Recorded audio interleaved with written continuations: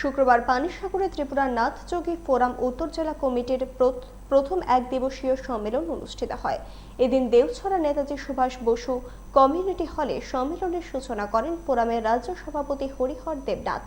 সম্মেলনে স্বাগত ভাষণ রাখেন ফোরামের রাজ্য কমিটির সাধারণ সম্পাদক অমরেশ দেবনাথ। আলোচনা করেন বিশিষ্ট আইনজীবী ঋষিকেশ দেবনাথ, কুলেন্দ্র দেবনাথ।